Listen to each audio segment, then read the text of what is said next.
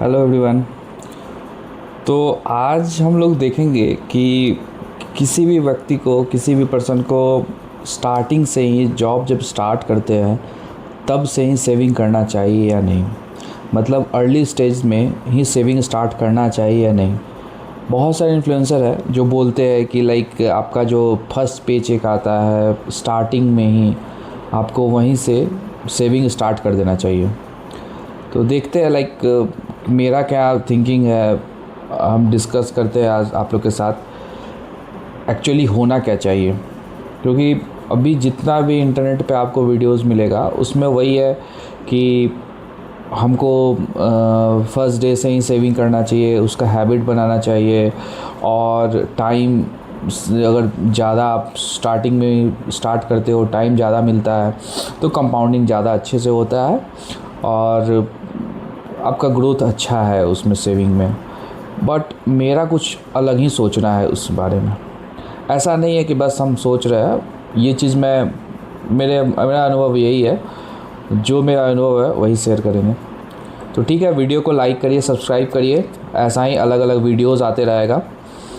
तो अगर general scenario बात करते हैं, जनरल जो इंडिया में सैलरी रेंज स्टार्ट होता है, अगर थोड़ा मोड़ा स्किल्ड है, अगर नॉर्मल कॉलेजेस से पास आउट है, बीटेक किए हुए हैं और कहीं आईटी में जॉब लगता है, तो अगर कोई स्टार्टिंग कैरियर नॉर्मल किसी कंपनी है तो वो आपको 20, 25, 30 ऐसे हज़ार का मंथली इनकम के साथ आपका स्टार्टिंग जॉब लगेगा। और कोई एनआईटी आईटी है तो वो अलग सिनारियो है, उसमें लोग लाख रुपीज़ से भी स्टार्ट करते हैं।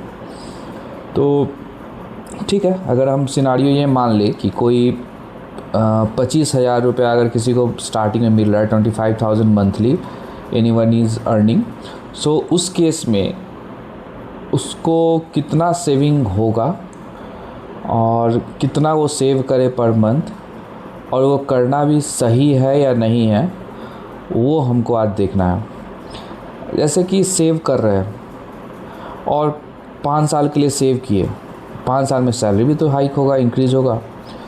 तो सपोज़ कोई एक पर्सन है, सपोज़ नाम मान लेते हैं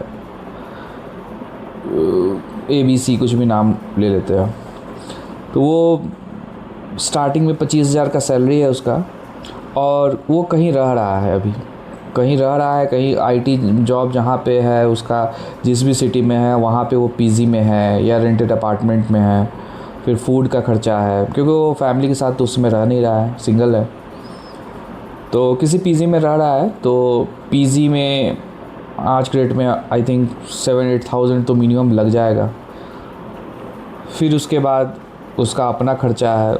अपना खर्चा करने का मतलब कि पीजी में रह रहा है तो बाहर भी ऑब्वियसली है, खाएगा, कहीं जोमेटो स्विगी करेगा, ऑफिस में खाएगा, तो जोमेटो स्विगी कर रहा है, इंटरनेट यूज़ कर रहा है, फ़ोन यूज़ कर रहा है। अब तो लोग आईफोन भी ले लेते हैं।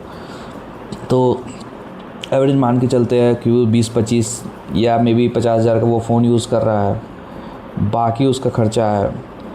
तो सब चीज़ को अगर कैलकुलेट किया जाए तो 25,000 के सैलरी में एक अच्छे सिटी में रहने में मुश्किल से 3-4 हज़ार रुपया बचेगा। अगर हम ऐसे मान लें कि सपोज उसका 4,000 रुपीज़, 4,000 रुपया महीना अगर बच रहा है, जो कि बहुत कम केसेस में पॉसिबल है, क्योंकि apart from daily uses like कि घर जाना है, कहीं ट्रैवल करना है, फ़्लाइट टिकट है, आज के डेट में फ़्लाइट टिकट जो भी है, कहीं भी इंडिया में, विद इन इंडिया कहीं भी एक सिटी दूसरे सिटी में अगर अच्छे डिस्टेंस पे है, जैसे कोई बेंगलोर में रह रहा है, कोई पुणे में रह रहा है, कोई हैदराबाद रह रहा है, कोई नोएडा रह रहा है, कोई अहमदाबाद रह रहा है, चेन्नई रह रहा है, अगर कोई बिहार से है, अगर कोई वेस्ट बंगाल से है, कोई यूपी से है, तो वो कोई बेंगलोर से यूपी आ रहा है या यूपी से कोई चेन्नई जा रहा है या यूपी से अहमदाबाद जा रहा है, तो पकड़ के चलिए कम से कम 5,000 तो मिनिमम है,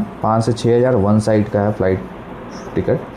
तो अगर वो साल में एक बार भी घर आ रहा है तो आना जाना 10 या 12,000 उसको वहाँ खर्चा है। तो वैसे अगर पूरा देखा जाए तो 3,000 अगर वो एसआईपी भी कर रहा है, जो कि वो पूरा सेविंग है, 3,000 हम पूरा सेविंग बोल रहे हैं ऑन एन एवरेज मंथली।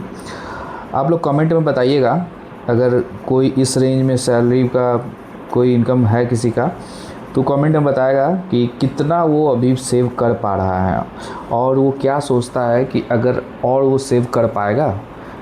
तो मुझे तो ये लगता है कि अगर ठीक ठाक है, अगर अच्छे से रह रहा है, तो 3,000 से ज़्यादा उसका on an average per month नहीं सेव होगा। सपोज वो पूरा का पूरा 3,000 कहीं एसआईपी कर रहा है, कहीं आरडी कर रहा है, हर मंथ वो सेव कर रहा है। 3,000 अगर हर मंथ सेव कर रहा है तो 12 मंथ्स में कितना सेव हो गया? 36,000, 36,000। अब वो आफ्टर 5 ईयर्स वो 36,000 को देखता है, तो 36,000 कितना हो जाएगा? 5 साल में डबल तो होगा नहीं, ठीक है। अराउंड 60,000 भी अगर मान के चलते अगर हो गया आफ्टर 5 ईयर्स, ठीक है। कोई भी बहुत अच्छा इन्वेस्टमेंट कर दिया, बहुत अच्छा रिटर्न आ गया, ठीक है, तो वो 3,000 मंथली सेव किया, वो कहीं खर्च नहीं किया, यानी कि वो कहीं अपने पे खर्च नहीं किया, कहीं ट्रैवल नहीं किया, कोई पढ़ाई नहीं किया या कहीं घूमा, मतलब किसी के साथ टाइम स्पेंड नहीं किया, और वो सारा पैसा एसआईपी कर दिया। और 5 साल के बाद वो जब देख रहा है तो वो उस पहले ईयर का उसके पास पैसा रहा 60,000। अब कोई 5वां ईयर, 5th ईयर कोई 60,000 रुपया लेता है, तो उससे वो क्या कर सकता है? ठीक है, सपोज़ कि वो खर्च ही करने के लिए निकाला, तो आफ्टर 5 ईयर्स उसका सैलरी भी तो हाइक होगा। जो 5 साल पहले 25,000 कमा रहा था, वो कंपनी स्विच करता है, 2 साल 3 साल पे गए कंपनी स्विच करता है। कंपनी स्विच करने में अराउंड 70-80% हाइक मिल जाता है। तो वो जो 25,000 कमा रहा था, आज के डेट में वो कुछ नहीं तो 50, 55, 60,000 कमा रहा है।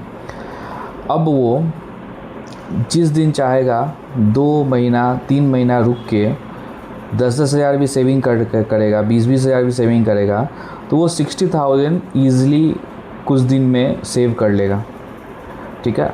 तो मेरे कहने का ये मतलब है कि उसके फर्स्ट ईयर में जो 3,000 रुपीज़ का जो वैल्यू था, वो पूरे 1 साल 3,000 को सेक्रीफाई किया, 36,000 बनाया, उसको 5 ईयर रखा, देन 60,000 बना। आज के रेट में उसके लिए 60,000 वो एक बहुत बड़ा अमाउंट नहीं है, अमाउंट है। अगर वो अभी भी 60,000 का महीना मंथली कमा रहा है, जो कि हम नॉर्मली ले रहे हैं, इससे भी ज़्यादा भी लोग का होता है, तो उसके लिए 1 मंथ का सैलरी है। तो अगर वही 60,000 फर्स्ट ईयर में उसको मिलता तो वो बहुत बड़ा अमाउंट था। अभी आफ्टर 5 ईयर्स वो 60,000 उसके लिए एक बहुत बड़ा अमाउंट नहीं है, लेकिन हाँ एक सिग्निफिकेंट अमाउंट है। तो वैसे ही सेकेंड ईयर भी वो 3,000 की जगह 4,000 सेव करता है, तो सेकेंड ईयर में वो 48,000 सेव करता है। वो 60 सेकेंड ईयर का जो 4,000 मंथली सेव कर रहा है, वो सपोज 65,000 हो गया आफ्टर 5 ईयर्स। तो मेरे कहने का यही मतलब है कि 5 साल 6 साल के बाद उसको जो 60,000 और 65,000 मिल रहा है, उसके उस समय वो 60,000 उसको वैल्यू नहीं उतना मिलेगा जो कि स्टार्टिंग फर्स्ट ईयर का 3,000 उसको वैल्यू देगा। क्योंकि वो जब 60,000 उसका सैलरी होगा आफ्टर 5 ईयर्स, तो वो सेविंग भी, अगर वो सिंगल है, शादी नहीं हुआ है 5 ईयर्स में, तो क्योंकि हम मान के चल रहे हैं कि वो जॉब जस्ट कॉलेज के बाद स्टार्ट कर दिया है और अभी शादी में उसका मैरिज नहीं हुआ है, तो अभी सिंगल है, और ईज़िली वो खर्च करेगा भी आफ्टर 5 ईयर्स। जब 60,000 का सैलरी है तो 30,000 खर्च कर रहा है, 30,000 ईज़िली वो सेव कर रहा है, ठीक है। कहीं पीजी में रह रहा है, कोई अच्छा लग्जरी पीजी में रह रहा है, या फ्लैटमेट्स के साथ फ्लैट में रह रहा है, तो उसका ईज़िली 30,000 मंथली सेविंग हो रहा है। तो वो ईज़िली 2 मंथ में 60,000 रुपीज़ सेव कर लेगा। और कभी वो 60,000 36,000 सेव करने के लिए उसको हर मंथ 3,000 लगाना पड़ रहा था, जो कि वो उस समय फर्स्ट ईयर जब था उसके पास बहुत समय था, तो वो अपने शौक पे खर्च नहीं किया। शौक पे खर्च करने का मतलब है कुछ जैसे उसको अपार्ट फ्रॉम वर्क कुछ काम करना था, जैसे कि पियानो सीखना था, किसी को म्यूज़िक में इंटरेस्ट होता है, किसी को आर्ट में इंटरेस्ट होता है, किसी को हाइकिंग में इंटरेस्ट होता है, किसी को बाइक ट्रिप लगाना होता है। दोस्त हमारे फ्रेंड लोग सपोज़ कि कोई बाइक पे घूम रहा है, बाइक ईएमआई पे ले लिया है और बाइक पे घूम रहा है आराम से, तो वो जो मेमोरीज़ होता है वो 3000 जो आपको देगा वो आपको आफ्टर 5 ईयर 60,000 कभी नहीं देगा। और वो जो आफ्टर 5 ईयर जो आपके पास 65,000 का अमाउंट आया है वो किधर निकल जाएगा यू विल नॉट नो। तो मेरा ये सजेशन रहेगा कि अगर आप अभी जॉब स्टार्ट कर रहे हैं, आपका सैलरी कम है, तो आप अपने पैसे को अपने पे खर्च करें। हम ये नहीं कर रहे कि पूरा 3000 जो सेविंग में बोल रहा हूँ वो उड़ा देने के लिए। वो 3000 जो बच रहा है उसमें से 2000 2500 आप अपने शौक़ पे पूरे करो और बाकी 500 1000 उस समय भी सेव करो। ये नहीं कि 5 साल बाद वो कितना ग्रो करेगा, इसलिए कि 2 महीना या 4 महीने के बाद किसी का तबीयत ख़राब होता। तबीयत ख़राब ये नहीं बोल रहा है कि लाखों का खर्चा। सपोज़ कि कुछ फ़ोन ख़राब हो गया या कुछ नया चीज़ ख़रीदना है, कुछ 5000 का कुछ सामान ख़रीदना है, तो अगर आप 1000 रुपीज़ में मंथली सेव करते तो 5 मंथ्स में आप ले सकते हो। वो भी एक तरह का शौक़ ही पूरा करने का बोलेंगे। या कुछ कोर्स करना है, कुछ स्किल अप करना है, तो उसमें वो बहुत ही आपको ईज़ी होगा, बहुत अच्छा लगेगा। और 2 साल के बाद ना 3rd ईयर 4th ईयर से आप थोड़ा इन्वेस्टिंग में सोच सकते हैं। 3rd ईयर 4th ईयर में जब इन्वेस्टमेंट करने का समय आएगा तो इन्वेस्टमेंट करने में भी अच्छा लगेगा कि हाँ अब ऐश कर लिए, घूम लिए, मन का अपना सब कर लिए, अब शुरू करते हैं कुछ अपना ढंग का काम करना, सेविंग करना। और वो जो सेविंग होगा वो सिग्निफिकेंटली ज़्यादा होगा और जल्दी अच्छा होगा। हम ये नहीं कर रहे कि 10 साल तक मज़े में रहो और 11वां साल से आप सेव करो। स्टार्टिंग का 2 साल तो मिनिमम है। हम तो सजेस्ट करेंगे कि भाई ऐश करो, और सेव करने का कीड़ा ही उतना है। तो मेरे एग्ज़ाम्पल से वही 3000 बच रहा है, तो उसमें से 500 और मैक्स टू मैक्स 1000 का ही सेविंग करो। दैट टू ऑन कहीं म्यूचुअल फंड में कर दो या गोल्ड में कर दो। तो वो एक अलग टॉपिक है, किसी और दिन हम ये समझाएंगे, बताएंगे। लेकिन मेरा यही सजेशन रहेगा, आप पहले अपने पे ध्यान दो, पहले 2 साल, तीसरे साल से आप सेविंग का सोचना। So thank you for listening. आप यहाँ तक वीडियो को सुने हो, अच्छा लगा है मेरा बात, एक बड़े भाई की तरह हम तुमको बता रहे हैं। अगर कोई स्टार्ट कर रहा है तो मेरा ये बात समझे, और ऐसे मेरा जो एक पर्सनल एक्सपीरियंस है उस पर मैं डिस्कशन करूँगा, क्योंकि मैं कोई फाइनेंशियल एडवाइज़र नहीं हूँ, ठीक है। बस मेरा जो एक्सपीरियंस है वही शेयर करेंगे, अच्छा रहेगा, ठीक है। तब तक के लिए बाय बाय, फिर मिलते हैं, बाय बाय।